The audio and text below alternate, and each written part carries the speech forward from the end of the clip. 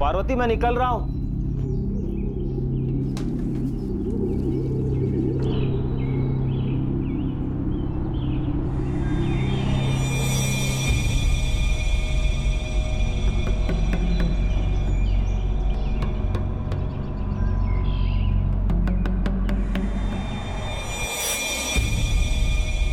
दोपहर को खाने के बाद मैं बाहर जाऊंगी सामान लाने।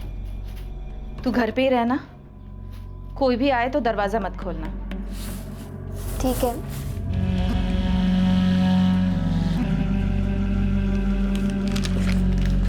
विद्या, दरवाजा बंद कर।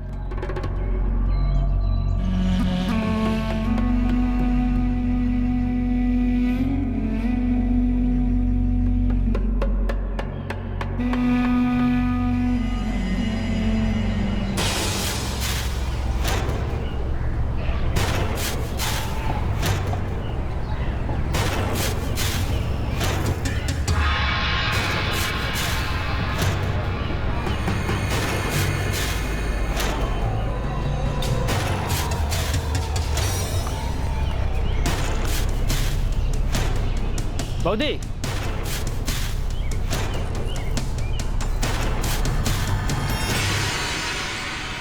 केमन आछो? शिव कुमार जी और विद्या कैसे हैं? अब तुम्हें क्या चाहिए? ना ना, वो तो मैंने आपको देखा तो आपका हालचाल पूछने चला आया। मुझे तुमसे कोई बात नहीं करनी।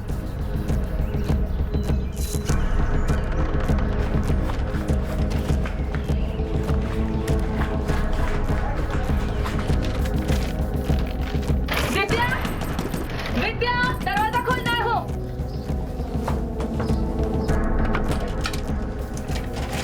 अंदर जा तू।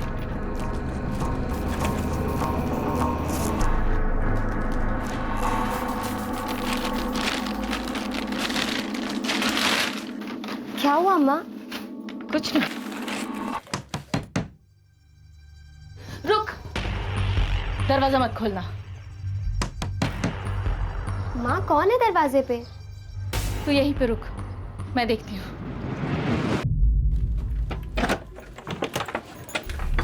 अरे बौदी, आप ऐसे भाग के क्यों आ गई?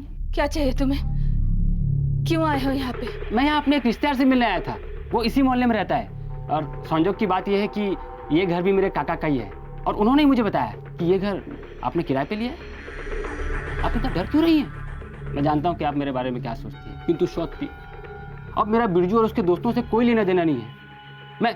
मैंने उससे अपने सारे नाते तोड़ लिए हैं। मैं समझ गया हूँ कि वो एक नंबर का गुंडा है। बहुत अफसोस है कि आपको और आपके परिवार को इतनी सारी परेशानी हुई, खासकर विद्या को। कैसी है वो? घबराओ मत, मेरी बात का विश्वास करो। हाँ मैं समझ गई। तुम्हें और कुछ काम था? ना ना, बस सोचा एक बार आपसे बात कर लूं। अगर कोई मदद चाहिए तो मुझे बता देना, ठीक है? अच्छी गुरु, गाँव में किसी को मत बताना कि हम यहाँ रुके हुए हैं। ना ना बौदी, चिंता करो ना, मैं किसी को कुछ नहीं बताऊंगा। नमस्कार।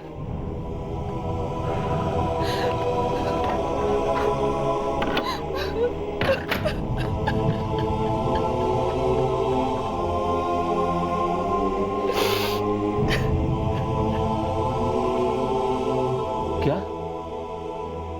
ये कब हुआ? आज दोपहर को।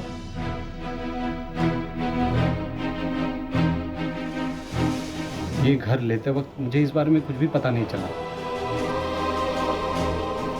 अब क्या करें? यहाँ से कहीं और चलें क्या? मुझे लगता है ये लोग सच ही बोल रहे होंगे और दोबारा शायद यहाँ ना आए। मुझे कुछ समझ में नहीं आ रहा, किन पे भरोसा करना चाहिए किन पे नहीं। मुझे लगता है इस बारे में हमें ज़्यादा नहीं सोचना चाहिए।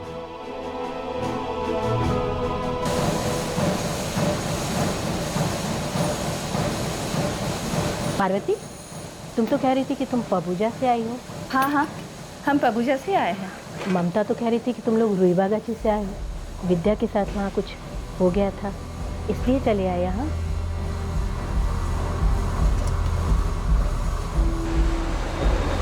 दिलदार, हाँ बोला। तुम्हारे साथ तुम्हारे गांव में कोई पुलिस केस हुआ था क्या? नहीं नहीं, तुमको किसने बोला? अरे वो विश्वजीत बता रहा था।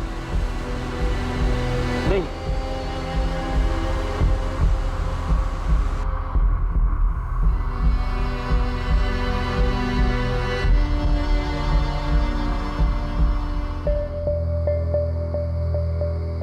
सब लोग बातें कर रहे हैं। पता है। इस सब से बचने के लिए तो हम यहाँ आए थे। क्या गुरु यहाँ पर यही खबर फैलाने के लिए आया था?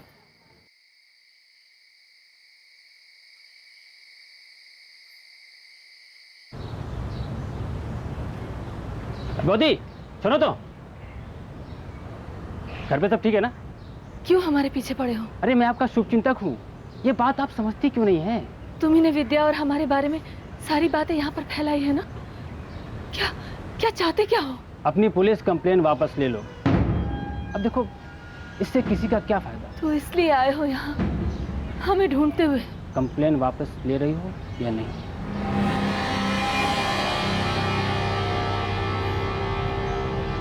मुझे मेरे पति से बात करनी होगी।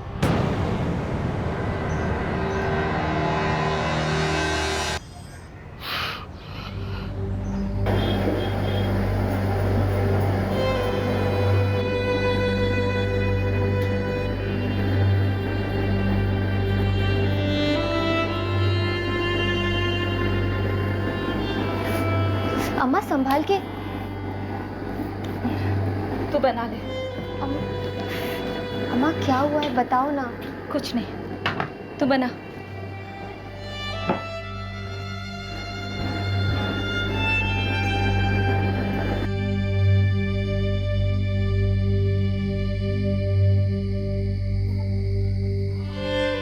प्रताप बाहर काम से गया है, उसे वापस आ जाने दे, फिर बात करते हैं। शायद हमें शिकायत वापस ले लेनी चाहिए। उन्हें पता है हम कहाँ हैं। अगर यहाँ पर आकर कुछ कर दिया तो?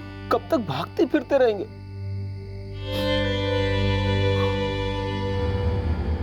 विद्या के माता पिता को लगातार केस वापस लेने के लिए धमकियां मिलती रही। उनके आस पड़ोस के लोग जिनसे हमदर्दी की उम्मीद की जा सकती थी, वो भी ताने ही दे रहे थे। हैरानी की बात यह है कि इस वारदात के 1 साल पहले दिल्ली के उस केस में सारे देश भर में उस 23 साल की लड़की के लिए हमदर्दी उमड़ पड़ी थी। लेकिन विद्या और उसके माता पिता के लिए मुसीबतें दिन ब दिन बढ़ती जा रही थी।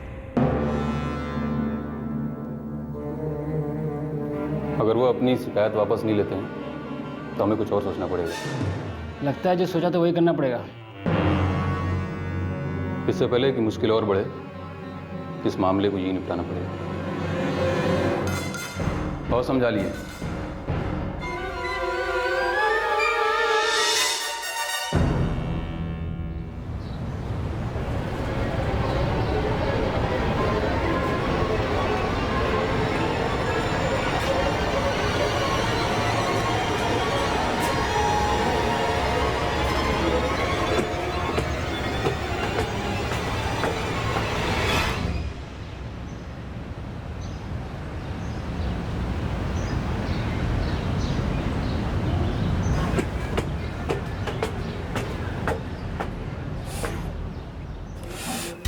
विद्या, विद्या, विद्या, विद्या, विद्या।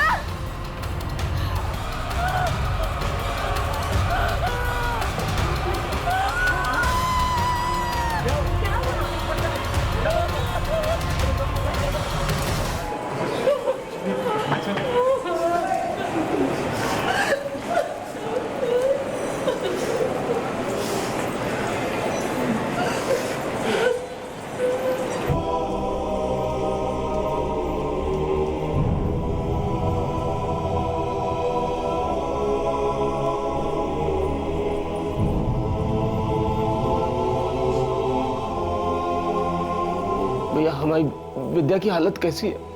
आप डॉक्टर साहब से पूछिए, वही ठीक से बता पाएंगे। विद्या बेटा, कैसी है तू?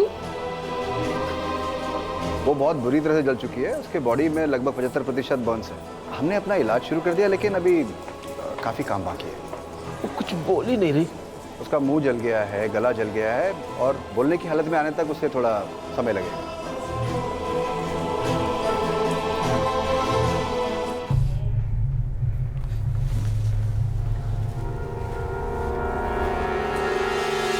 साहब, उसकी माँ जब घर लौटी तो दरवाज़ा खुला हुआ था। लेकिन पड़ोसियों ने उन दोनों मुकेश और गुरु लाहिरी को सीढ़ियों से नीचे उतरते हुए देखा था साहब।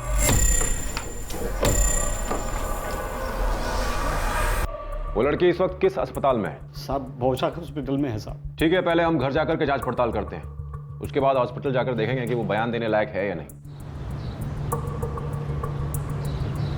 नहीं साहब, हमने उस समय चीखने की कोई आवाज नहीं सुनी थी। बल्कि हमें तभी पता चला जब हमने पार्वती की चीख सुनी और हम लोग तुरंत ऊपर भागे।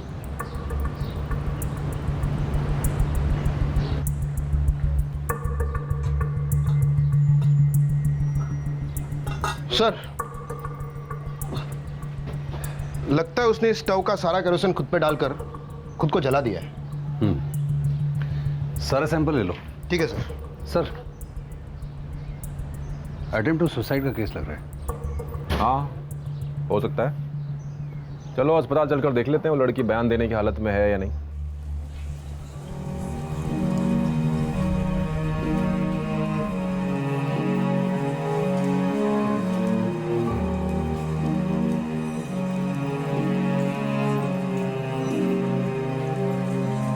देखो, पहले तो ये कोई बर्न्स हॉस्पिटल नहीं है। यहाँ जले हुए लोगों का अलग से इलाज करने की कोई व्यवस्था नहीं है, ना तो आईसीयू में और ना ही किसी और वार्ड में कोई जगह खाली है। लेकिन डॉक्टर साहब उसकी हालत बहुत ख़राब है। इस मामले में मैं तुम्हारे लिए कुछ नहीं कर सकता। तुम सुपरिटेंडेंट से जाके मिलो, हो सकता है वो तुम्हारे लिए कुछ कर सके। और वैसे भी ये पुलिस का मामला है और पुलिस केस में तुम्हें उनसे तो बात करनी ही होगी।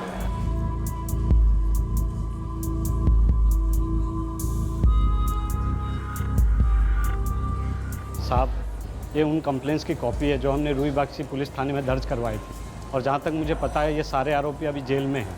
और ये दोनों मुकेश और गुरु लाहिरी इनके दोस्त है साहब, और इन्होंने कई बार मेरे दीदी और जीजाजी को धमकाया है। वो लोग हमारे पीछे पड़े थे साहब, वो चाहते थे कि हम अपनी शिकायत वापस ले लें। हाँ, तो हो सकता है कि आप लोगों के जाने के बाद वो लोग उसे डराने धमकाने आए हो। पता नहीं साहब। क्या तुम्हारी बेटी विद्या को ये मालूम था कि वो लोग तुमको धमकियां दे रहे? जी नहीं साहब, हमने उसे इस बारे में कुछ भी नहीं बताया था। वो वैसे ही इतना कुछ सह चुकी थी साहब। देखो, हमने घर की जांच की है और उसको देखकर यही लगता है कि वहाँ पर वो लोग उसे डराने धमकाने आए थे और उसके बाद में उसने खुदकुशी करने की कोशिश की। हम लोग सुसाइड की एफआईआर दर्ज कर लेते हैं, लेकिन कोई भी एक्शन लेने से पहले हमें विद्या के स्टेटमेंट का इंतजार करना पड़ेगा।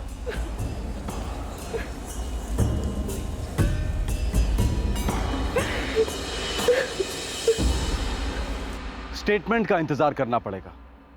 पड़ोसियों ने जिन मुजरिमों को देखा था, लड़की के परिवार ने जिनकी जानकारी दी थी, वो अब भी कहीं भाग जाने के लिए आजाद थे। इस घटना के पहले पुलिस में 2 और कंप्लेंट्स दर्ज करवाई जा चुकी थी, लेकिन फिर भी विद्या के बोलने का इंतजार हो रहा था। उन गुंडों के अत्याचार के बाद जो पीड़ा और यातना विद्या और उसके परिवार वालों ने हमारी कानूनी व्यवस्था की वजह से सही थी, उसका कोई अंत नहीं था, और अस्पताल पहुंचकर भी उनकी यातनाएं खत्म नहीं हुई थी।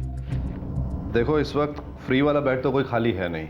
अगर तुम थोड़ा पैसा खर्चना चाहो तो मैं तुम्हारे लिए एक बेड का इंतजाम कर सकता हूँ। साहब, उसको एक अच्छे वार्ड में भर्ती करवा दीजिए, उसकी हालत बहुत ख़राब है। मैं तुम्हें एक लिस्ट देता हूँ, इससे तुम देख के डिसाइड कर लो कि तुम्हें कितना पैसा खर्चना है।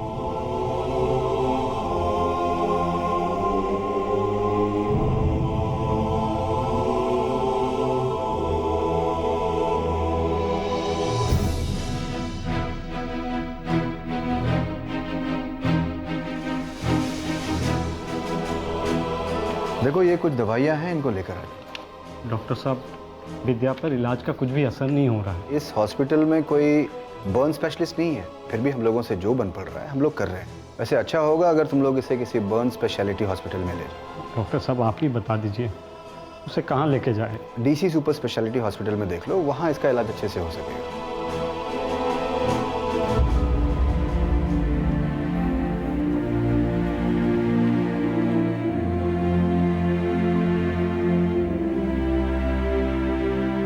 इस वक्त हमारे पास कोई भी बेड खाली नहीं है। विद्या 75% जल चुकी है, उसको इलाज की बहुत ज़रूरत है। देखो, मैं तुम्हारी बात समझ रहा हूँ, लेकिन मैं कुछ नहीं कर सकता। जब कोई बेड ही नहीं खाली तो फिर हम पेशेंट को कहाँ रखेंगे? तुम ऐसा करो, कल आओ, फिर देखते हैं। नहीं, आज भी कोई बेड खाली नहीं है।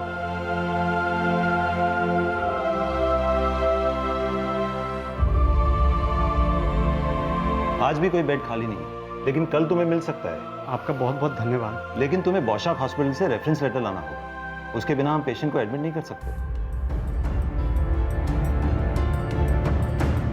देखिए, मैं आपको पहले ही कह चुका हूँ कि मैं आपको ऐसे रेफरेंस लेटर नहीं दे सकता। ज़्यादा से ज़्यादा मैं आपको डिस्चार्ज लेटर दे सकता हूँ, ठीक है? उसके लिए आपको बॉन्ड साइन करना होगा कि अगर हॉस्पिटल चेंज करते वक्त विद्या को कुछ हो गया तो उसमें हमारी कोई जिम्मेदारी नहीं होगी। अब हम क्या करें साहब? सुपरिटेंडेंट साहब भी ऑफिस में नहीं है। देखिए, आपको प्रसन्नजीत जी के ऑफिस में आने का इंतजार करना ही होगा।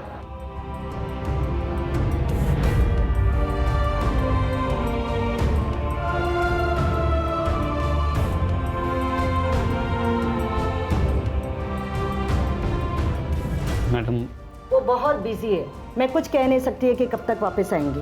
मैडम, यहाँ से अगर रेफरेंस लेटर नहीं मिला तो डीसी अस्पताल में हम विद्या को भर्ती नहीं करा पाएंगे। देखिए, मैंने प्रशांतजीत सर को आपके लेटर के बारे में बता दिया है। आपको उनके हॉस्पिटल आने तक का वेट करना ही पड़ेगा।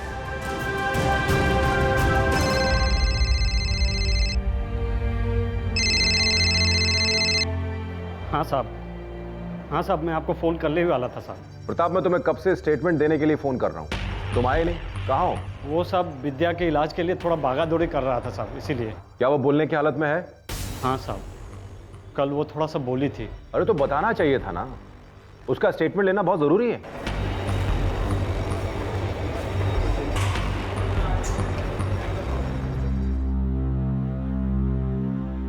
विद्या, क्या आप थोड़ा जोर से बोल सकती हैं?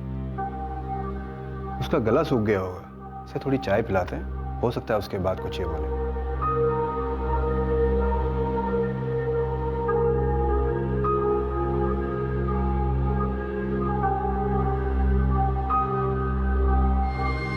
अब मैं इसका स्टेटमेंट लेने जा रहा हूं। परिवार वालों को बाहर रहना होगा।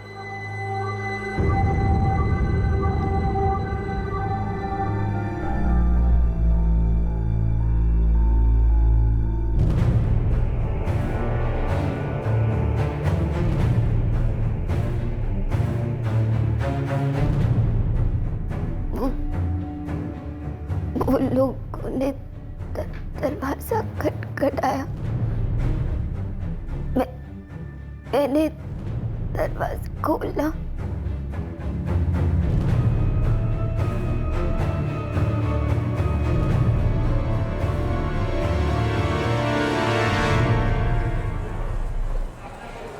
सब कुछ बदल गया है। क्या क्या बदल गया साहब? विद्या के बयान के हिसाब से सब कुछ बदल गया है। उसने खुदकुशी करने की कोशिश नहीं की थी। उसने जो कहा उसके हिसाब से तो ये अटेम्प्ट टू मर्डर का केस बनता है।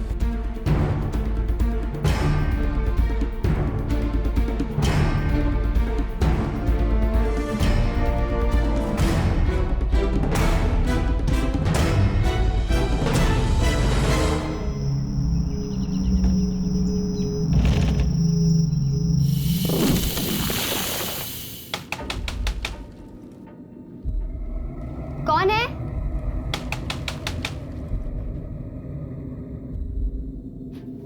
कौन है?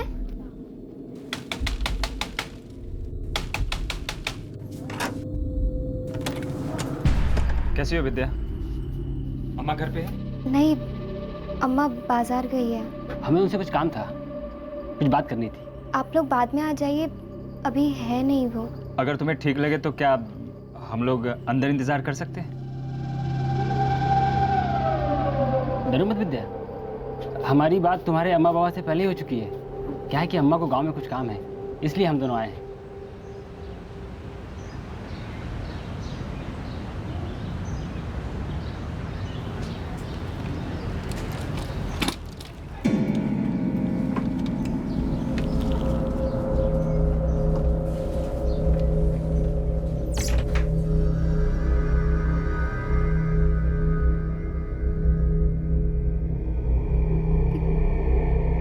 क्या चाहिए तुम लोगों को? तो चाहिए था, कब से तेरी अम्मा को बोल रहे हैं। इतनी बार कहा कि पुलिस कंप्लेंट वापस ले ले, लेकिन उसने सुना ही नहीं। अगर सुन लेती तो सबके लिए अच्छा होता। हम एफआईआर बदल कर अटेम्प्ट टू मर्डर का केस दर्ज कर रहे हैं।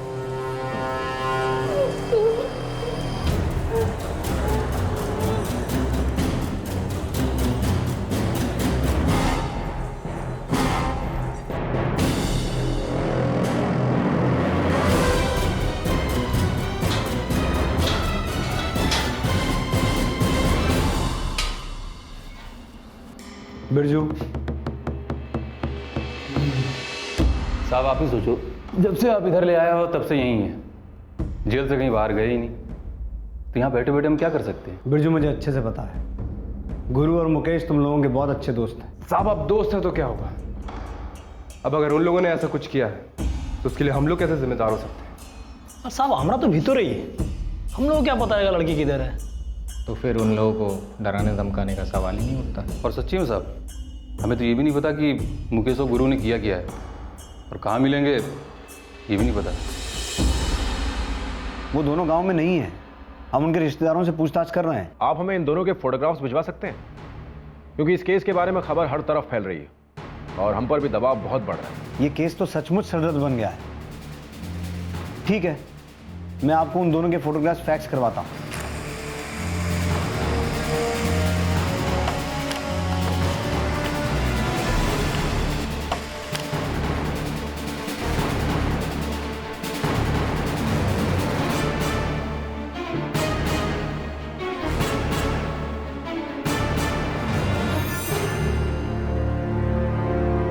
देखो प्रताप, हम जानते हैं कि आज इस केस की चर्चा चारों तरफ हो रही है, लेकिन तुम बिल्कुल मत घबराओ। विद्या का अच्छे से अच्छा इलाज अब हम करें। मैं और मेरे जीजा जी कई दिनों से काम पे नहीं जा पा रहे, हमारे पास बिल्कुल भी पैसा नहीं है देने के लिए।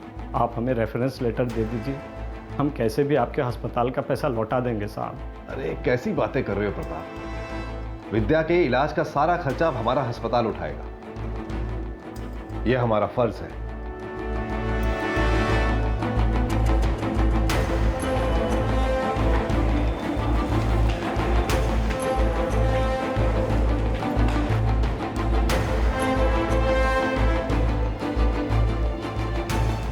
विद्या मिश्रा, हम लोग तुम्हारा बयान सीआरपीसी सेक्शन 164 के तहत रिकॉर्ड कर रहे हैं। बिल्कुल मत घबराना, हमें सब सच सच बताना।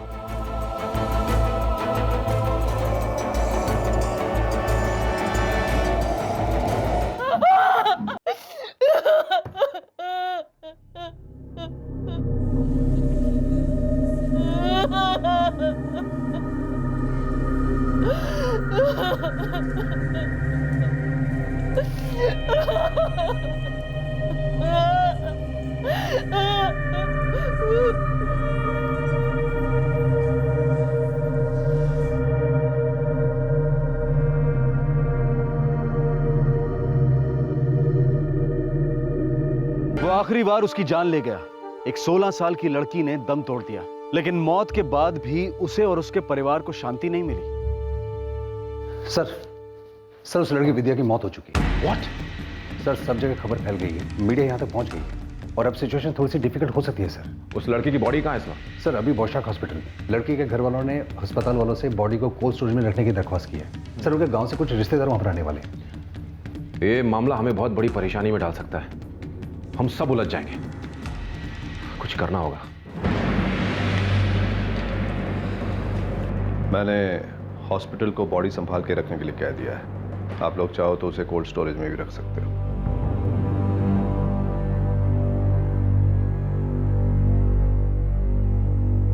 प्रताप भाई, तुम लोग अभी अपने घर जाओ, मैं यहाँ विद्या की बॉडी को कोल्ड स्टोरेज में रखवा दूंगा और घर पे उसके अंतिम संस्कार की तैयारियां भी तो करनी है। अब तक तो कई रिश्तेदार भी आ चुके होंगे। तुम यहाँ का चिंता मत करो, मैं सब संभाल लूंगा। आपका बड़ा एहसान होगा देवाशीष दादा। अरे इसमें एहसान की कोई बात नहीं है प्रताप, हम पड़ोसी हैं तो ऐसे में एक पड़ोसी। देवाशीष दादा, ये विद्या का डेथ सर्टिफिकेट। ठीक है, अब नीचे मैं छोड़ देता हूँ।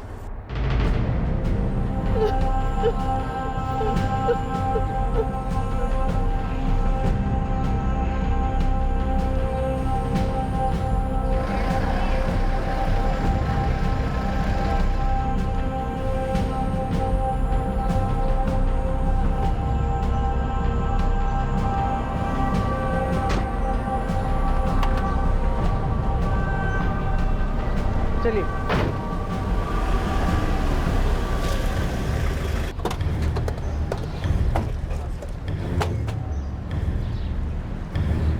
ये एम्बुलेंस कहाँ जा रही? सर विद्या की बॉडी को कोल्ड स्टोरेज रखवाने ले जा रहा हूँ। नहीं, रुको, हमें चेक करना है। लेकिन सर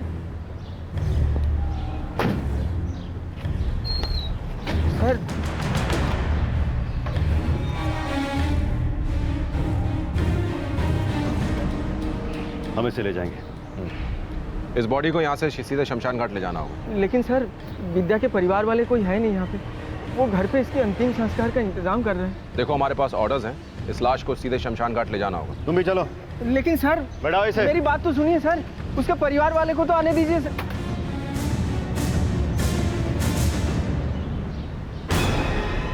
अरे वो आदमी कहाँ गया? अरे अभी तो यहीं था। कोई बात नहीं, लड़की के घर वाले को खबर कर दो कि सीधा शमशान घाट पहुंच जाए। हाँ ठीक है, चलो।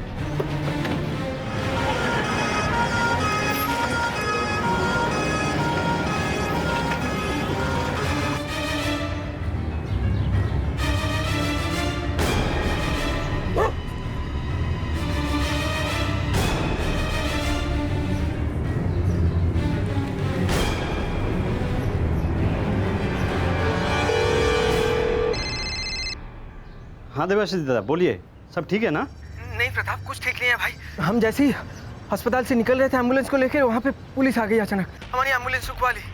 और हाँ उनके साथ वो कोलकाता पुलिस वाले भी थे वहाँ पर, और वो लोग विद्या की बॉडी को सीधा शमशान घाट ले गए। क्या? हाँ भैया, मैं तो वहाँ से किसी भी तरह भाग निकला, लेकिन वो विद्या की डेथ सर्टिफिकेट मेरे पास ही है।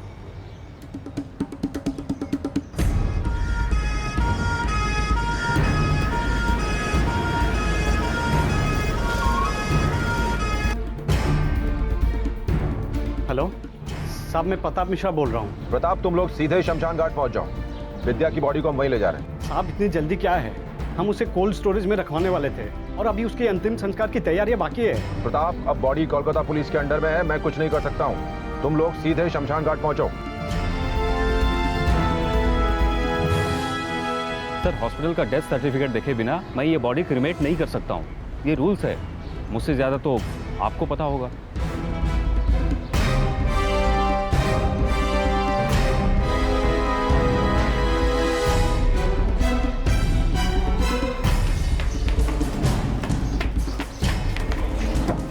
ऐसा कैसे हो गया? हेलो प्रताप, तुम लोग कहाँ हो? अभी तक शमशान घाट क्यों नहीं पहुंचे? हम लोग पूरी रीति रिवाज किए बिना विद्या का अंतिम संस्कार नहीं करेंगे। प्रताप तुम लोग समझने की कोशिश करो, ये मामला कोलकाता पुलिस के हाथ में है। देखो वो लोग तुम्हारा वहां इंतजार कर रहे हैं कि तुम लोग विद्या का डेथ सर्टिफिकेट लेकर वहां पहुंचो। देखो अगर तुम लोग वहां पर टाइम पर नहीं पहुंचे ना, तो वो लोग विद्या का एक लावारिस लाश की तरह दाह संस्कार कर देंगे। हम लोग ऐसे जल्दबाजी में उसका अंतिम संस्कार नहीं करेंगे।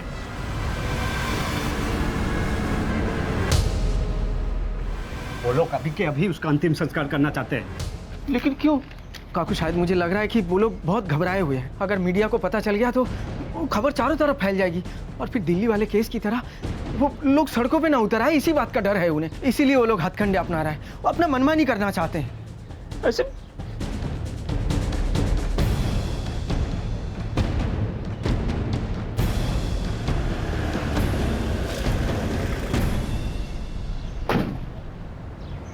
मैडम, अब जब कुछ नहीं बचा तो ये लोग डरा धमका के जोर जबरदस्ती विद्या का अंतिम संस्कार जल्द से जल्द करवाना चाहते हैं। हम बस इतना चाहते हैं कि उसका अंतिम संस्कार पूरे रीति रिवाज के साथ हो। वो ठीक से जी तो नहीं सकी और अब ये लोग मरने के बाद भी उसे शांति देना नहीं चाहते। आप लोग फिक्र मत करो, वो ऐसा नहीं कर सकते, हम लोग कुछ करते हैं। मैडम आप लोग जल्दी से आ जाओ। किससे बात कर रहे हैं? मैडम किस बात कर रहे हैं? एक मिनट छोड़ दो सर। तुम लोग मेरी बात सुनो, अच्छा होगा कि तुम चुपचाप विद्या का डेथ सर्टिफिकेट लेकर के शमशान घाट पहुंच जाओ। तुम दोनों माँ बाप हो उसके, अभी झगड़ा छोड़ो और शांति से अपनी बेटी का अंतिम संस्कार कर दो। सुनो, बात समझने की कोशिश करो, वरना नाटक ना बहुत महंगा पड़ जाएगा तुम लोग को। बात कर रहा हूं ना मैं। चलो देखो तुम लोगों की भलाई के लिए बोल रहा हूं, मेरी सलाह मान लो और शांति से अपनी बेटी का अंतिम संस्कार कर दो। ये बात यहीं खत्म करो और यहाँ से कहीं चले जाओ, यही तुम लोगों के लिए अच्छा रहेगा। चलो चलो शूट करो, चलो। कौन हो तुम लोग? हमें पता चला कि आप इनकी 16 साल की बेटी विद्या की मौत की खबर को दबाने की कोशिश कर रहे हैं। नहीं, ऐसी कोई बात नहीं है। हमें तो ये भी पता चला है कि आप इनके साथ जबरदस्ती कर रहे हैं इनकी बेटी का दाह संस्कार करने के लिए। देखिए ऐसी कोई बात नहीं है, आपको कुछ गलतफहमी हुई है। आप लड़के के मामा हैं? जी। आपको कुछ कहना है? जी।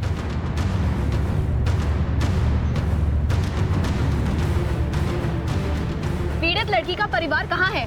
और क्या सच है कि आप बॉडी को यहाँ जबरदस्ती लेकर आए हैं? बिल्कुल सच नहीं है। देखिए हमारे पास ऊपर से ऑर्डर्स थे। पुलिस इस केस को दबाने की कोशिश क्यों कर रही है? मैम देखिए जो ऑर्डर्स हमें मिले हम वही काम कर रहे प्रोटेक्शन हैं। मिला हुआ है सर।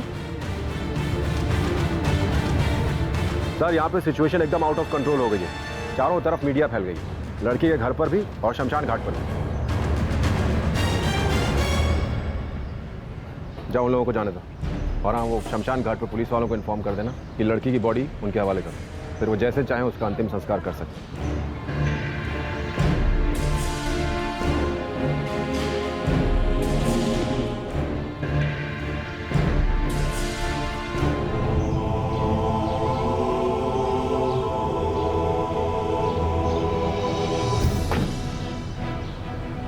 लेकिन दूसरी एफआईआर तो सिर्फ छेड़छाड़ की थी, रेप की कोई रिपोर्ट नहीं लिखाई गई थी। पर लड़की के घर वालों का तो कहना है कि उन्होंने रेप की एफआईआर दर्ज करवाई थी। जी नहीं, यहाँ तक कि एफआईआर की कॉपी उन्हें पढ़ के सुनाई गई थी। लेकिन उन लोगों का कहना है कि उन्हें बंगाली ठीक से समझ में नहीं आती। अब इस बारे में हमें कुछ नहीं बताया गया। देखिए केस क्राइम ब्रांच के हाथ में है और उन्होंने ही विद्या के कातिलों को अरेस्ट किया है और वही इस केस को हैंडल कर रहे हैं। हमने तो सिर्फ अपराधियों को अरेस्ट किया है, ये केस हमारे पास दर्ज नहीं। आप लोगों को ये प्रश्न तो रुईबाक्षी पुलिस से करने चाहिए। अरे आप लोग मेरे पीछे क्यों पड़े हैं? ये केस अब शाखाती पुलिस के पास है, आप उनसे पूछिए। देखिए मैं आपको पहले कह चुका हूं कि ये केस क्राइम ब्रांच के हाथ में है, इससे ज्यादा इंफॉर्मेशन मैं आपको नहीं दे सकता।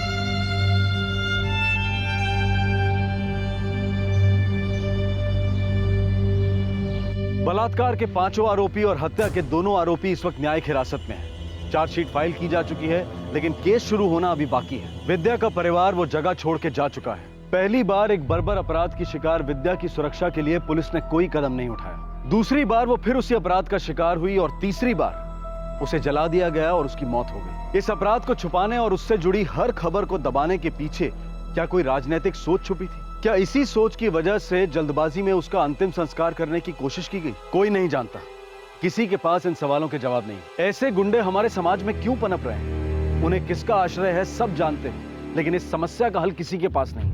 हमारे प्रशासन के पास तो बिल्कुल नहीं। सिर्फ टेलीविजन पर होने वाली चर्चाओं में सारी राजनीतिक पार्टियों के प्रवक्ता अपनी पार्टी की एफिशिएंट गवर्नेंस यानी कि निपुण और प्रभावशाली प्रशासन की बातें करते हैं। बताते हैं कि उनकी पार्टी क्या परिवर्तन लाई। हर पार्टी अपने आप को सच्चाई और ईमानदारी का स्रोत बताती है, अच्छे प्रशासन का पथ प्रदर्शक बताती है, लेकिन ये सारी हवाई बातें हैं। हमारे नेता खुद ऐसे असामाजिक लोगों की बोली बोलते हैं, उनकी हाँ में हाँ मिलाते हैं। अपनी पार्टी के कार्यकर्ताओं की गुंडागर्दी को नजरअंदाज करते हैं, वो खुद बलात्कारियों के पक्ष में बोलते हैं। विद्या सिर्फ 16 साल की थी, उसे जीने का हक था, उसे सुरक्षित महसूस करने का अधिकार था, उसे एक ऐसे प्रशासन का अधिकार था जो उसके परिवार को इस तरह से दर दर भटकने पे मजबूर ना करता। प्लीज वोट कीजिए और एक ऐसे आदमी के लिए वोट कीजिए जो ना गुंडागर्दी की भाषा बोलता हो, ना गुंडागर्दी करता हो और ना ही गुंडागर्दी को प्रोत्साहित करता हो। आपसे फिर मुलाकात होगी क्राइम पेट्रोल दस्तक में एक और नए केस के साथ। तब तक अपना ख्याल रखें, सुरक्षित रहें और याद रखें, आपका एक वोट बहुत कीमती है। जय हिंद।